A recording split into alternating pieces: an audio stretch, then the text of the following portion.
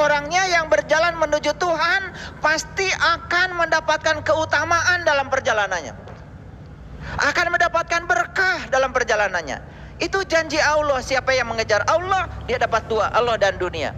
Tapi siapa yang mengejar dunia, dia akan kehilangan dua-duanya. Nah, kembali lagi, Rasul ketemu Bani Israel. Konteksnya dulu, tentu saja para Rasul bertemu dengan orang-orang yang mencari Tuhan. Paham? Paham tidak? Nah, inilah pertemuan Rasul dengan Bani Israel yang diabadikan dalam Quran surat Al-Imran ayat 49. Dalam konteks kekinian, gak ada lagi yang namanya Rasul. Gelar itu sudah selesai, tidak usah diperbincangkan lagi. Tapi tugas kerasulan tetap masih ada, karena ilmunya sudah diwariskan pada para ulama. Nah, dalam konteks kekinian adalah orang-orang yang mewarisi ilmu Rasul bertemu lagi dengan orang-orang yang mencari Tuhan. Paham ya? Jadi proses ini akan berlangsung terus, abadi. Jadi jangan kecil hati. Akan selalu ada orang di zamannya, ya, yang akan meneruskan tugas ini. Walaupun gelarnya selesai sampai Nabi Muhammad. Paham ya? Iya. Karena sekarang juga kan, ya, kerja tidak perlu gelar. Kerja itu perlu keterampilan. Jadi gelar itu sudah tidak dibicarakan lagi. Yang dibicarakan itu Anda bisa apa? Anda keluarnya sarjana, S1, S2, S3. Tetapi begitu ditanya, bisa ini? Gak bisa. Bisa ini? Gak bisa. Ya sudah, ya. Makan aja tuh kertas. Aneh sekarang ini ya. Orang ini seneng kertas semuanya. Duit kertas. Sertifikat kertas. Ijazah kertas. Itu bela-belain kertas. Apa saatnya dilakukan? Itulah manusia. Sudah mau dibohongi kertas. Gitu nggak kalian? Nah, itu. Kenapa? Gua nggak beda maksudnya.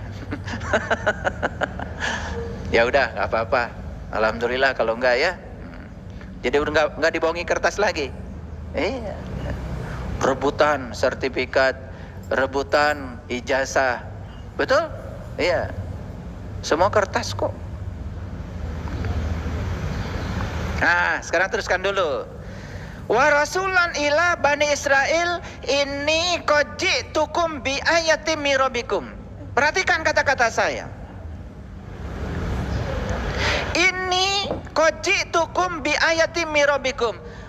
Rasul itu berkata kepada Bani Israel, orang yang dapat ilmu untuk dirinya dan boleh menyampaikan pada orang lain ini, berkata kepada orang yang mencari Tuhan, yang sedang melakukan perjalanan meniti ke dalam diri, apa yang dikatakan? Inni qad ji'tukum bi ayatin min rabbikum. Aku datang pada kalian tidak sembarangan. Aku datang kepada kalian ingin menunjukkan tanda-tanda Tuhanku kepada kalian. Ini jelas ayatnya. Jadi seorang ulama itu harusnya bisa menjawab pertanyaan para pengikutnya tentang ilmu tauhid yang paling utama. Makanya seorang ulama yang pewaris ilmunya Rasul harus bisa mengatakan, inni qad ji'tukum bi ayatin min rabbikum. Aku datang kepada kalian karena aku bisa menunjukkan kepada kalian tanda-tanda Tuhan kalian.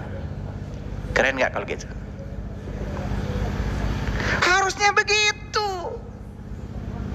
Jangan cuma ngomong pedoman hidup saya Quran, sunnah, tapi isinya nggak tahu. Kita kupas saja hari ini satu ayat ini supaya tuntas.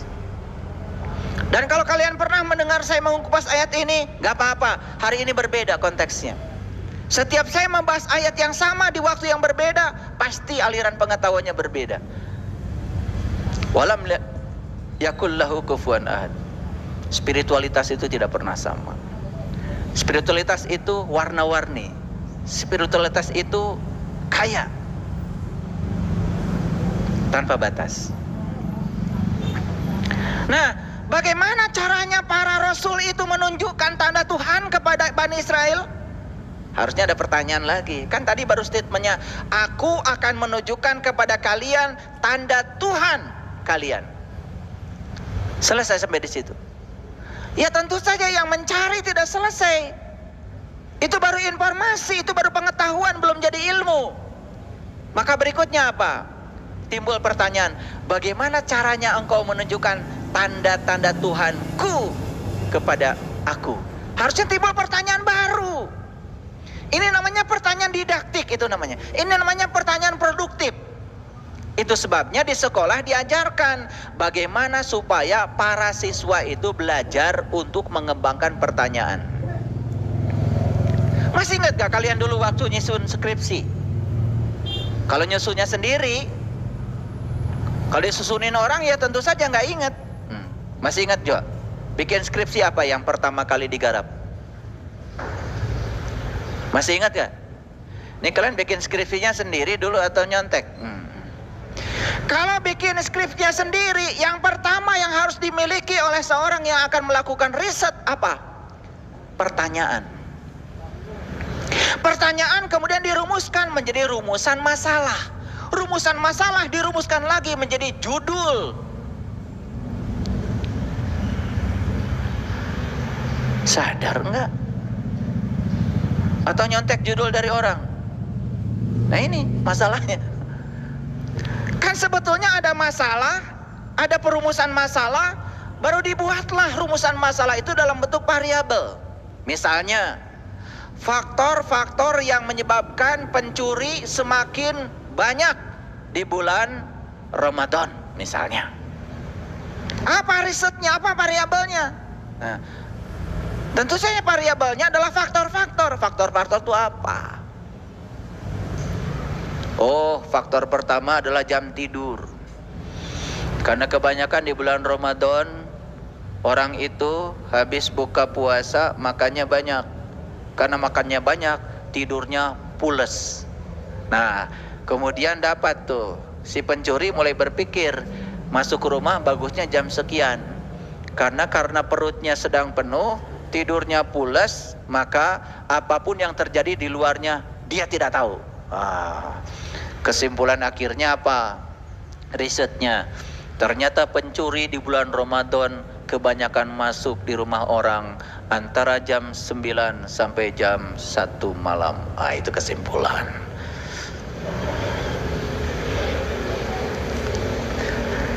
Nah, kesimpulan itu harus menjawab pertanyaan. Makanya kalau saya nguji skripsi gampang saja. Mana pertanyaannya? Ini Pak. Mana kesimpulannya? Ini Pak. Coba jelaskan sama saya. Kalau kesimpulanmu menjawab pertanyaanmu. Gitu aja ujian sidang, gak usah repot-repot. 15 menit kelar. Gak bisa, balik. Balik jawab pertanyaan berikutnya. Iya menangin sah. Makanya kalau skripsi yang saya uji, biasanya saya tidak lihat daftar pustaka. Saya beda dengan dosen lain. Daftar pustakanya banyak, ya, sampai berhalaman-halaman. Saya nggak percaya. Pasti itu skripsi tebalnya karena banyak nyontek. Kata ini, kata ini, kata ini, kata ini, kan namanya daftar pustaka. Ari cek maneh naon? Betul nggak? Kata ini, kata ahli ini nggak penting bagi saya. Cek maneh naon? Nah, kata dianya nggak ada. Apa yang mau saya kasih nilai? Berarti nilai buat orang yang ada tertulis di daftar pustakanya, bukan buat Anda yang diuji Anda. Ngerti maksud saya? Ini penting nih, karena saya sedang bicara kesadaran. Yang gini aja kalau nggak dibicarakan, nggak sadar-sadar. Nah, pertanyaan kritisnya apa tadi? Bagaimana caranya engkau, Rasul, menunjukkan tanda Tuhan padaku, kata Bani Israel. Dalam konteks kekinian tentu saja, bagaimana engkau ulama, para pewaris ilmunya Rasul, menunjukkan tanda Tuhan kepadaku? Gimana caranya? Nah, ini udah berpikir cara. Apa jawaban ulama di sini? Jawaban Rasul di sini. Inni akhluqu lakum minatin kaha'aitait toir. Apa katanya?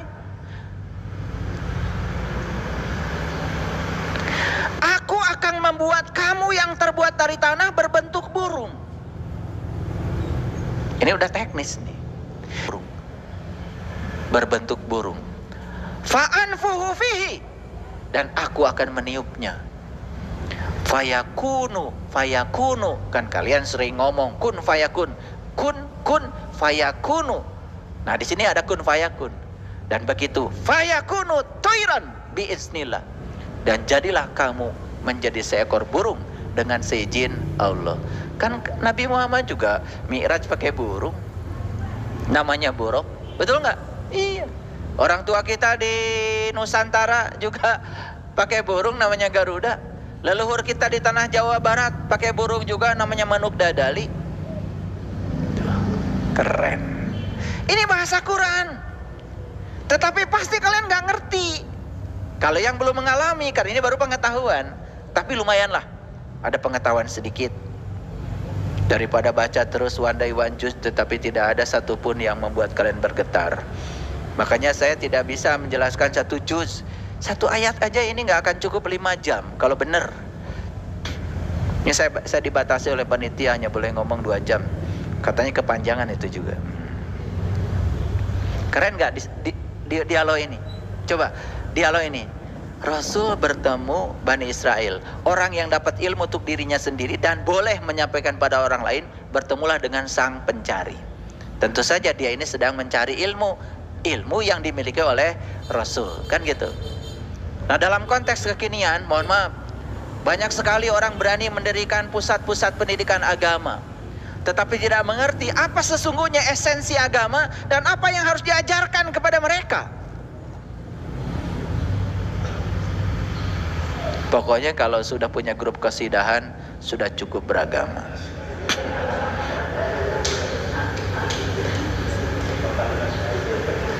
Iya, itu indikatornya.